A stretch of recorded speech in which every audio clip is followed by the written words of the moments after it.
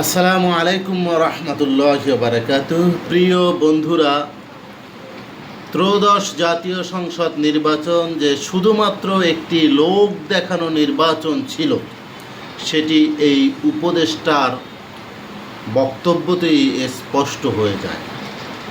এই রেজওয়ানা সাবেক অন্তর্বর্তী সরকারের উপদেষ্টা ছিলেন। আজকে তিনি নিজের মুখে স্বীকার পেয়েছেন যে কিভাবে জামাত ইসলামীকে নির্বাচনে হারিয়ে দেওয়া হয়েছিল। সূক্ষ্ম পরিকল্পনার মাধ্যমে জামাত ইসলামকে ক্ষমতায় আসতে দেওয়া হয় নাই। বদলে দিয়েছে।